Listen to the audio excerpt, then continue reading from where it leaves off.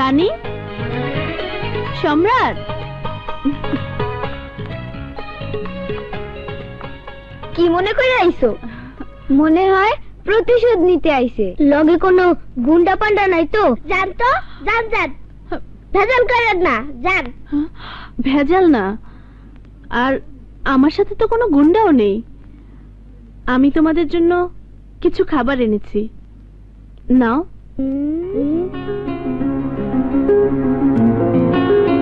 বিশ্বাস করো, কোনো এটু খাবার আনেনি। যদি খাবারগুলো খাও তাহলে আমি মনে করব তোমার ছেলের সাথে যে অন্যায় ব্যবহার করেছিলাম তার জন্য আমাকে ক্ষমা করে দিয়েছো। নাও। এইটারে কি কমু? দয়া করুণা না অন্য কিছু? ভালোবাসাও তো ভাবতে পারো। অসম্ভব।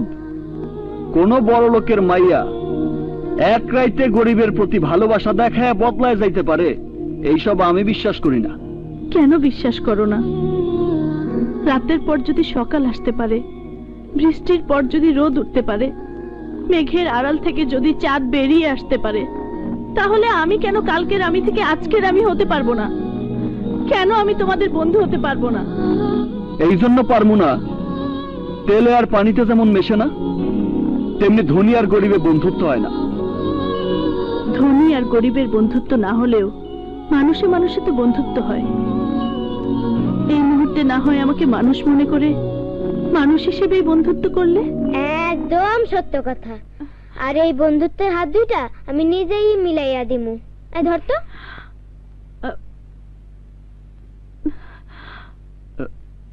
একটু কি সাধে পালন করছি? তিলে তিলে সবকিছু করছে আমার জন্য, যাতে আপনার পরে ওই এমডি চেয়ার আমি বসতে পারি। আর ওই চেয়ারে বসতে পারলেই আপনার সমস্ত কিছু হবে আমার, শুধু আমার। রিক্সা বাড্ডা যাবে? যাবো না। যাবে না মানে? 50 টাকা দেব। আরে কইলাম তো যাবো না। আমার রিক্সা উনি যাইব। উনি যা দেবেন তার চেয়ে আমি ডবল ভাড়া দেব। সাইড ডাবল দিলেও আমি যাবো না। আপনি নামেন। হ্যাঁ রাজু, জিদ করে না, তুমি ওনাকে নিয়ে যাও, আমি একভাবে না একভাবে চলে। আরে না না, আপনি এই রোদ্রে কষ্ট করবেন? তাছাড়া উনি তো জুয়ান মানুষ, উনি একটু কষ্ট করুক। আপনি নামেন, নামেন তো ভাই। এমন একটা ভাব দেখালি মনে হয় তোর বাবা। যদি সত্যি উনি আমার বাবা হইতেন তাহলে এই দুনিয়ার সবচেয়ে ভাগ্যবান ছেলে আমি হইতাম। রিক্সা ওঠেন, ওঠেন।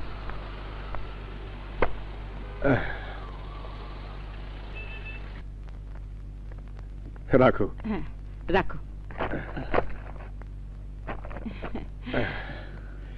জানো মমতা, রাজু আজ কি করেছে? কি? 50 টাকা বেশি দেবে সেই ভাড়া ছেড়ে দিয়ে ও আমাকে নিয়ে এসেছে। প্যাসেঞ্জার যেই বলল আমি ওর বাবা হই কিনা, উত্তরে কি বললো জানো? ও যদি আমার সন্তান হতো তাহলে নাকি ও নিজেকে পৃথিবীর সবচাইতে বড় সৌভাগ্যবান সন্তান মনে করত। তুমি ওকে দেখে বলো তো মমতা, আজকের এই রাজুকে দেখে কি সেই দিনে রাজু মনে হয়? আচ্ছা বাবা, তোমাকে একটা কথা জিজ্ঞেস করি, ঘুরে ফিরে তোমার সঙ্গে ওর বারবার দেখা হচ্ছে কেন? এই ঢাকা শহরটা খুব একটা বড় নয় বলে। আচ্ছা বড় না মানলাম, কিন্তু আমার সঙ্গে তো ওর দেখা হচ্ছে না, শুধু তোমার সঙ্গে দেখা হচ্ছে। আচ্ছা ও কি রিক্সা নিয়ে তোমার অফিসের সামনে বসে থাকে নাকি? এই তোর উদ্দেশ্যটা কি বলতো? উদ্দেশ্য কইলে ভুল হইব। এই মনটার ভিতর একটা লোভ জমা হয়েছে। লোভ? হ, মারে মা বইলা ডাকার লোভ, বাবারে বাবা বইলা ডাকার লোভ। বিশ্বাস করবেন কিনা জানি না, আপনার বাবা মারে কেন জানি নিজের বাবা মায়ের মতো মনে হয়।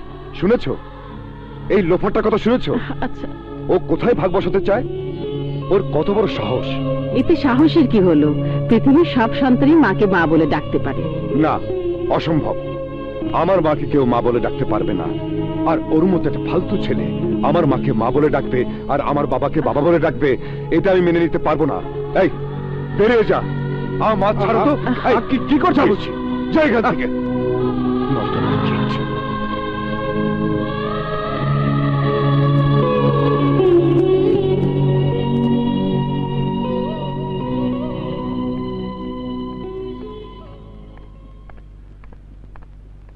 আরে তোরা ওয়ালাইকুম সালাম।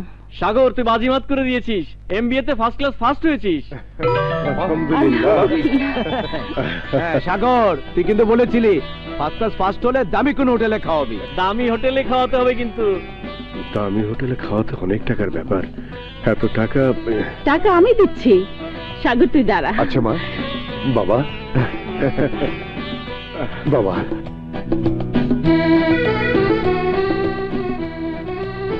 এই নে 1010 আছে, এতে হবে না? হ্যাঁ হ্যাঁ, আমার লক্ষ্মী মা। বাবা আসি, হ্যাঁ মা যাই। যা। এই চল। তুমি এত টাকা কোত্থেকে পেলে? তুমি আমাকে সোনার বালা গড়িয়ে দেওয়ার জন্য মাসে মাসে যে টাকা দিতে, সেই টাকা। কিন্তু তোমার না অনেক দিনের শখ একজোড়া সোনার বালার। রাখো তো তোমার শখ, সন্তানের খুশির কাছে ওই সোনার বালা কিছুই না। আর তাছাড়া সাগর একটা ভালো চাকরি পেয়ে গেলে এমন সোনার বালা কত গড়িয়ে দেবে। আয় আয়।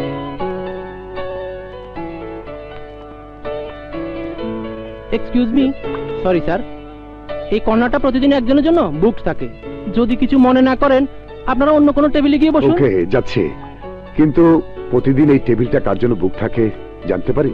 জি স্যার, শিল্পপতি আশরাফ খন্দকারের একমাত্র মেয়ে মোহনা খন্দকারের জন্য। প্রতিদিনই উনি বান্ধবীদের নিয়ে ডিনার করতে আসেন। ঠিক আছে, আমরা বছরে একবার দামি হোটেলে আসতে পারি না, আর সারা বছরের জন্য বুকিং। হ্যাঁ, ও মাই গড। তুই মোহনার ব্যাপারটা জানিস না বলেই বলছিস। এই মেয়ের সবকিছুই অন্যরকম। সকালে 6 জন সিকিউরিটি নিয়ে জগিং করতে লেডিস পার্কে যায়। যেমন সুন্দরী মেয়ে, ঠিক তেমনি ধনী। হে তো দেখছি সত্যি রাজকন্যা।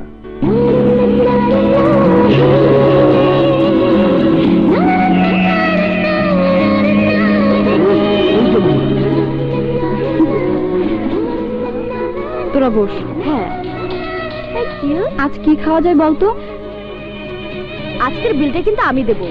না না, আমি দেব। শোন, রোজ রোজ আমার এসব ভালো লাগে না। আমি এখানে কারোটা খাওয়ার জন্য আসি না।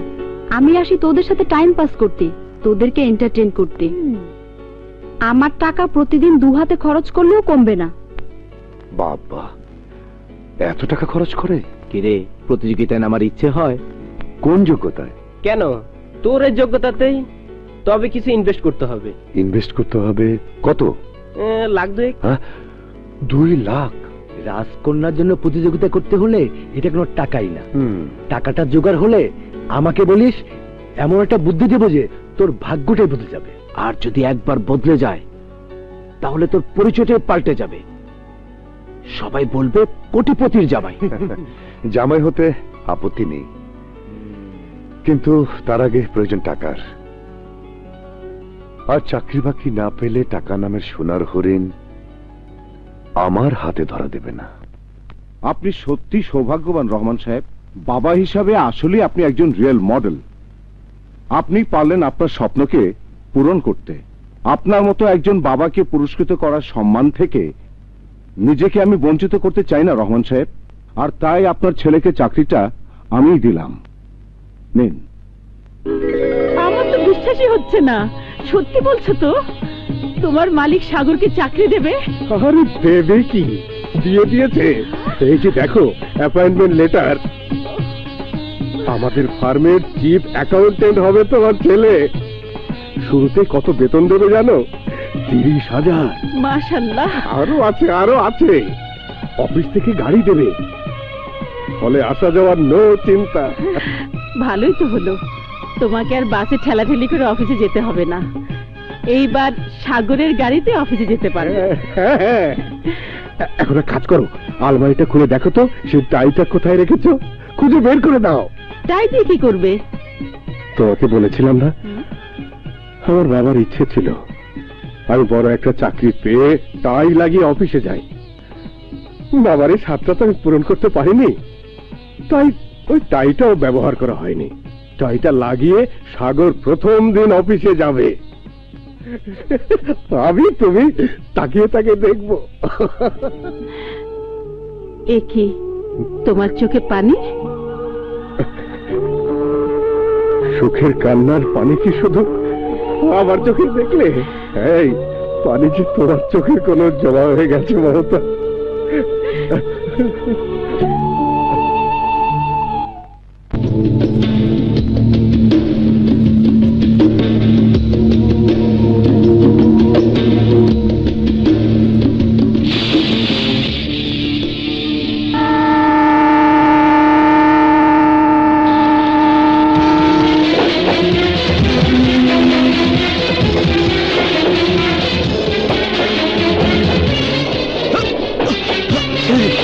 ভাই, আরে কি করতেছেন? আমাকে মরতে দিলে না কেন ভাই? কেন তুমি আমাকে বাঁচালে? এই জীবনের ভার যে আমি সহ্য করতে পারছি না। কি করতেছেন আপনি? কি হয়েছে আপনার? ভাই, পেশায় আমি একজন ইলেকট্রিক্যাল ইঞ্জিনিয়ার। আমার সহায় সম্বল যা কিছু ছিল তা দিয়ে আমি কিছু আইপিএস বানিয়েছিলাম। খুব কম দামে ভালো আইপিএস। একবার চার্জ দিলে সারা দিন কারেন্ট থাকবে, কিন্তু কোনো পাবলিসিটি করতে পারিনি বলে একটিও বিক্রি হয়নি। সব দোকান থেকে আইপিএস ফ্রি দিয়ে গেছে। মানুষের কাছে আমার লাখ লাখ টাকা ঋণ। আমি আর এই ঋণের বোঝা সইতে পারছি না, তাই মরণ ছাড়া আমার আর কোনো পথ নেই। কি বলতেছেন ভাই? শিক্ষিত মানুষ হয়ে অশিক্ষিতর মতো কথা? শোনেন, একজন মানুষ আমারে শিখাইছে হারায়া যাওয়ানের নাম জীবন না, সংগ্রামের নাম জীবন। সংগ্রাম করে বাঁচেন, কাপুরুষের মতো মরবেন কেন? আবার চেষ্টা করেন, দেখবেন একদিন ঠিকই সফল হইবেন।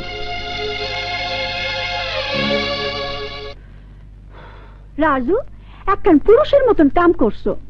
অহন যদি কোনো মাইয়া তোমার প্রেমে পড়ে, তাইলে অবাক হবার কিছু থাকবো না, কারণ মাইয়ারা সত্যিকারের পুরুষই ভালোবাসে। তাই বইলা মনে করো না আমি তোমার প্রেমে পড়ছি।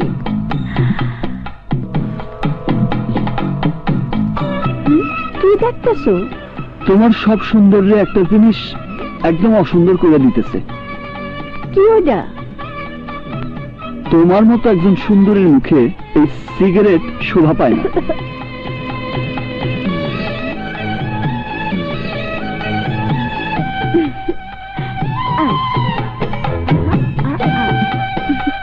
দিলাম, ফালাইয়া দিলাম। কতক্ষণ? সারা জীবনের জন্য। মুখের কথা না সত্যি কথা?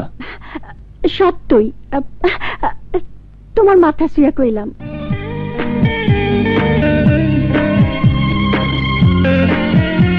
কথাটা সত্যি হলে আমিও বলতে পারি, তোমারে যে কোনো ভালো ছেলে ভালোবাসলে অবাক হবো না।